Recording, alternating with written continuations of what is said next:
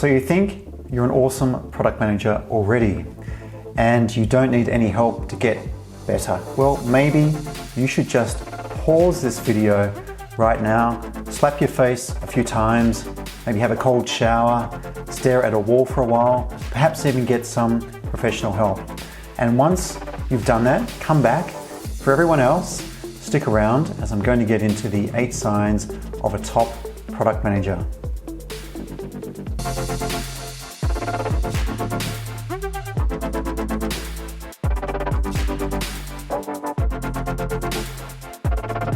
Rian Chapman here from Awesome Product Manager. I've been working in product management for a while now in digital, so building apps and websites. And one of the things I've been thinking about recently is what good product managers look like. Now, if you know me, you'll know that I definitely don't think I'm a brilliant product manager. I've got heaps to improve on, so I run a backlog of things I want to make better in how I work as a product person. To help me create that backlog, I spent a lot of time researching best practice when it comes to product management, whether it's through reading, courses, or just watching others. So this is my compass for what a top product manager looks like. Before I get into this list, just a reminder that if you haven't subscribed, make sure you click on that button over there or down below. And if you like this video, to click on the like button right down there. So let's get into it. It goes without saying you actually need to use your product. If you're in product management already, you'd be surprised to hear me or anyone say that a product manager needs to use their product. Why? Because when you work in product management, it's a given you actually use the product you're working on. Because it's intrinsic with product management that we understand our customers or user experience. If you can't get what customers are experiencing, you're diminishing your potential to build anything that's going to resonate with customers. For example, if I didn't try out what they've built to see if it's in line with what I was expecting and it got shipped, how would I ever know that the product is heading in the right direction that I want it to head? So using your product, whether it's directly as a customer or to test out increments of features, is really important. It doesn't take a lot of effort and it helps to keep the focus sharp on creating value for customers. Now, the second sign is you know your customers. It's one thing to be super familiar with your product, whether it's a digital product, service, or physical product.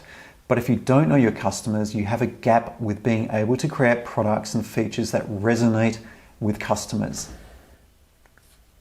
I've just realized I say resonate quite a lot. I need to find other words to use like resound or maybe reverberate or oscillate. Oscillate could work. Ultimately, we're all about delivering value for someone, and that someone is our customers. One of the biggest mistakes that anyone can make is to assume they know what customers want. In my own work, I'm continually surprised and challenged when we do user research and testing. I call it the product manager's blind spot, which is assumption. It's assuming as product folks we know what customers want.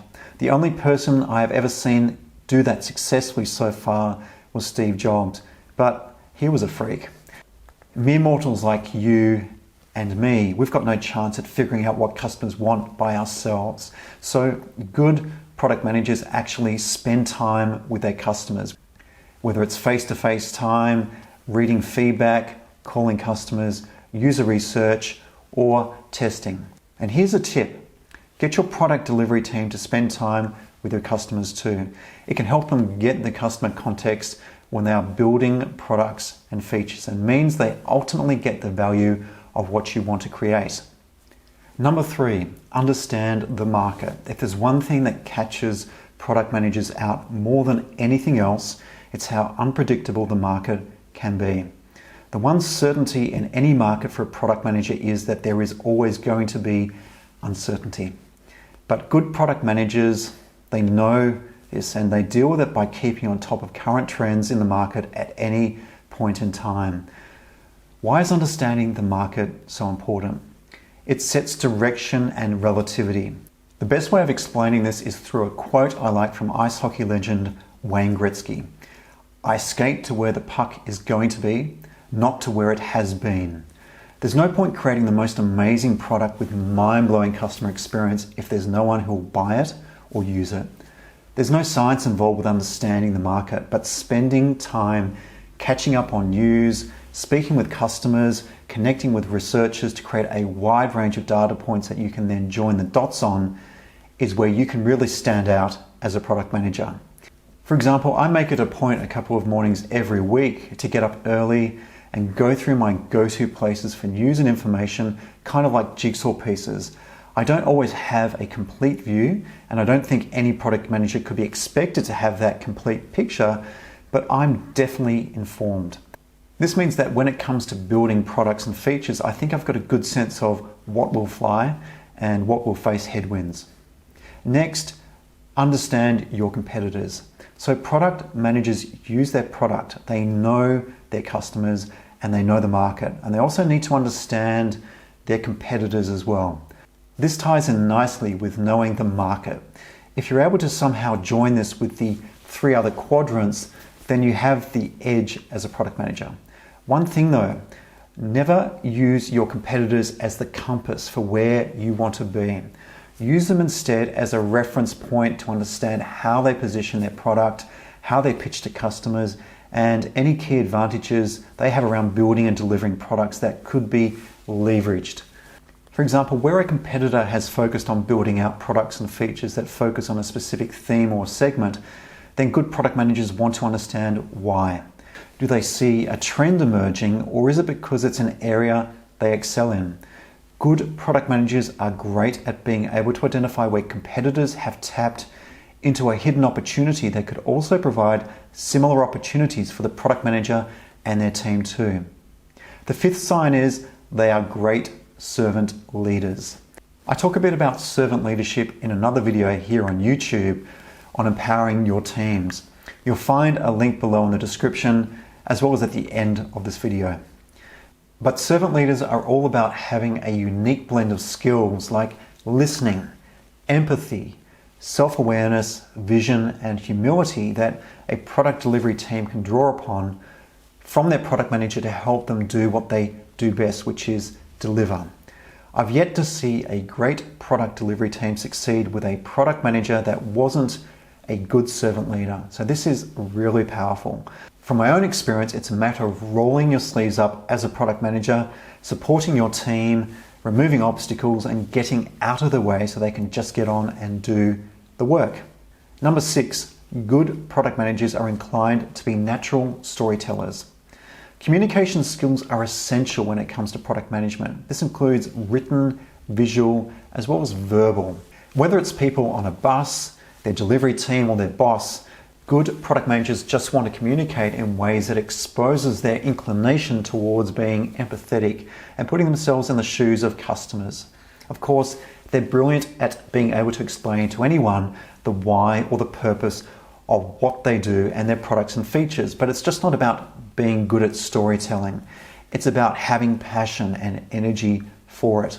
For example, if I tell you about users who are excited about being able to create holiday experiences that are uniquely crafted to their personalities versus users who are excited about being able to create holiday experiences that are uniquely crafted to their personalities. Which product manager would you be more interested in working with? Number 7, managing stress. If you work as a product manager today, you'll know what I'm talking about when I say the role can be stressful. Notice how I say can. It comes down to your personality and how you react to stress. Good product managers accept the stresses of the role and deal with it proactively. A lot of the time you can be cruising along at 35,000 feet and then you hit big pockets of turbulence. It could be existing products or features that suddenly have an issue. It could be someone in your team is having health issues and needs to take some extended time off, which will slow delivery right down, right through to realizing you aren't ready to ship a feature to customers like you thought you were. It's inevitable that product managers will have moments of intense stress. How you deal with this will define you as a product manager. Good product managers therefore learn every time they're in a stressful situation about how to not only respond to the current situation, but develop mental muscle so that the next time they encounter a similar scenario, they're able to deal with it even better. Some of the really good folks I've worked with are like Zen monks. They have this aura of calmness, direction, and ability to make good decisions no matter how crazy or emotional the situation is. And last, all good product managers know how to sail. They know when to tighten the sails and when to loosen the sails. I'm actually not talking about sailing boats, by the way. I'm talking about how good product managers interact with their teams and colleagues.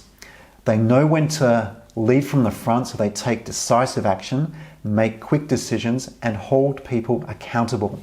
And then in other scenarios, they loosen the sails and let the people around them just pick up the slack and self-organize. Good product managers know the optimal time to take on these two roles. They can tell when the conditions require assertiveness and strong leadership, and they can also tell when it's time to step back and let others just get on and do their thing.